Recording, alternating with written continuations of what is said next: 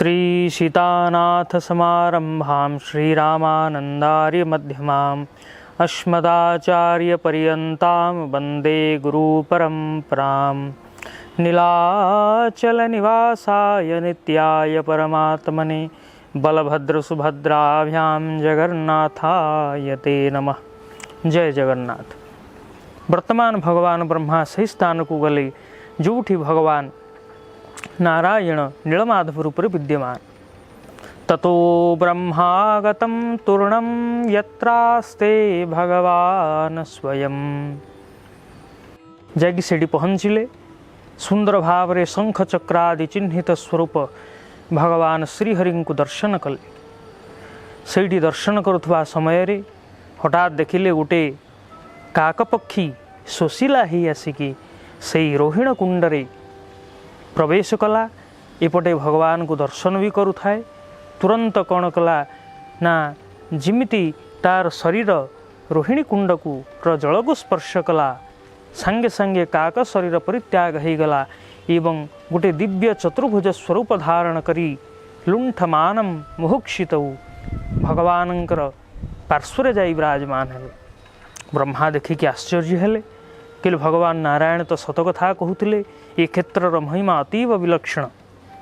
मुझे शुणी से आखिरे देखिली। तेबे जो जीवात्मा माने अत्यंत श्रद्धार सहित भक्तिर सहित साधना करती सेमानंकर एही क्षेत्र रे निश्चित भाव रे मुक्ति प्राप्त हो इथिरे कौनसी संदेह नहीं।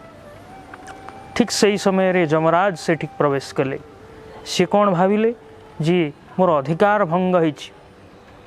जो काक पक्षी शरीर त्याग करिबा परे मो पाखक आसवा कथा मो पुनर्बार ताकू शरीर प्रदान करने कथा सी 84 लाख प्रकार जोनि रे भ्रमण करने कथा सी किमिति पुरुषोत्तम क्षेत्र रे मुक्ति पाईगला। ये तो बड़ा आश्चर्यकर घटना घटला। तेणु अभियोगर भावना नहीं नीलाद्रीनाथ भगवान श्रीहरि पाखक आसिकी पहुँचली। भगवान लक्ष्मी नारायण को स्तुति कले। भगवान नारायण स्तुति रे प्रसन्न ही किछि कहिया चाहिए किंतु से कहिया माँ लक्ष्मी को इंगित देले। माँ लक्ष्मी तांको तरफ कहले हे जमराज तुम्हें जो उद्देश्य रे आमको स्तुति करुच सेथिरे ताहा एठी संभव नुहे। कारण तुमर जो अधिकार सीमा जो अधिकार क्षेत्र सेठु ए क्षेत्र होची बाहरे। एठिकार स्वामी होचंती मालिक होचंती एकमात्र भगवान नारायण नीलाद्रीनाथ जगन्नाथ नीलमाधव। अन्य जगार तुमर स्वामित्व अच्छी। एठी जो जीवात्मा माने पशुपक्षी माने प्रवेश करती तांकर पाप समूले ध्वंस हो जाए एठी प्रवेश कला मात्रे एवं समस्त मुक्तिर अधिकारी।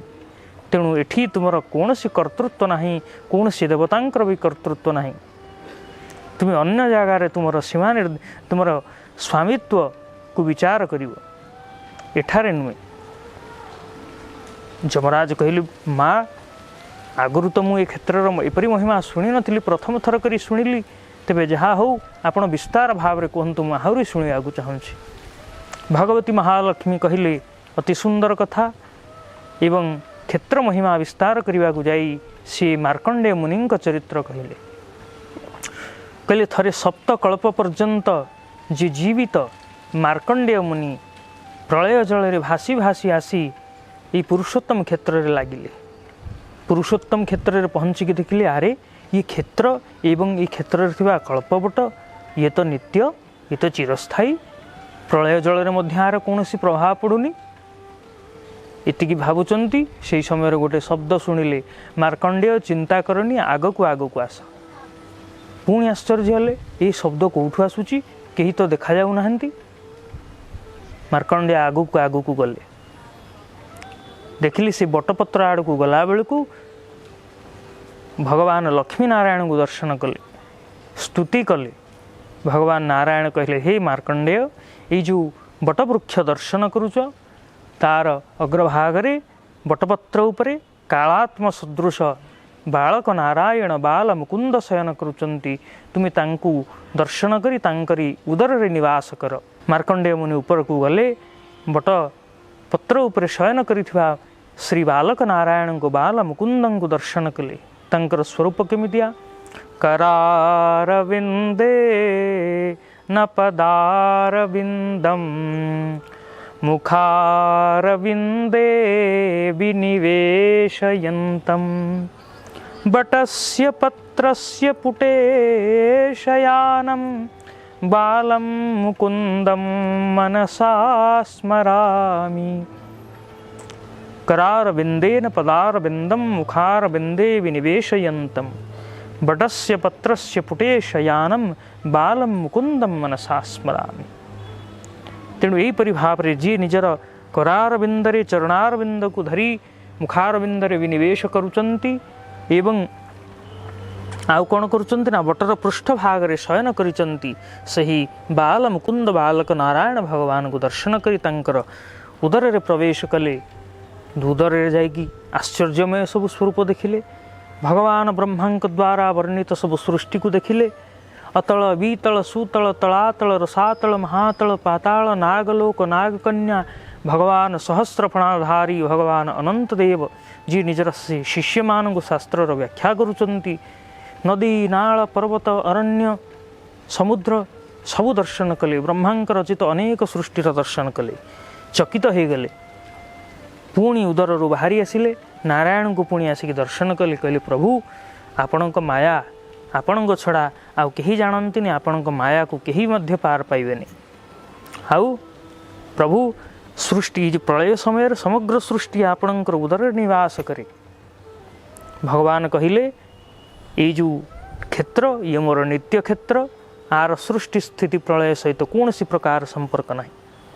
मार्कंडेय मुनि कहिले प्रभु मु यही क्षेत्र निवास करने को चाहूँगी सबुदिन। भगवान कहले तेरे गोटे काम कर मोर जी द्वितीय शरीर अभिन्न शरीर भगवान शंकर तुम्हें तांको तपस्या कर एक विराट बड़ गर्त खनन करी ता मझे बसी से गात खोली ता भितर बसी भगवान शिव को आराधना कर। शिव कृपार निश्चित तुम्हें परम शांति प्राप्त हब मृत्यु पर विजय प्राप्त हब। मार्कंडेय मुनि सेया कले एवं सही गर्त को खन निर्माण करी ता मध्य बसी भगवान शंकर को आराधना कले एवं तद्वारा कौन है ना से परम शांति लाभ कले मृत्यु पर विजय प्राप्त कले। परवर्ती समय रे सही जो मार्कंडेय खात बा गर्त एक पुष्करिणी परिणत है। वर्तमान मध्य पुरुषोत्तम क्षेत्र रे सही मार्कंडेय पुष्करिणी रे स्नान करी जो माने निकट रे थिबा मार्कंडेश्वर भगवान शिव को दर्शन करती से अश्वमेध यज्ञर फल प्राप्त हुअन्ति। जय जगन्नाथ।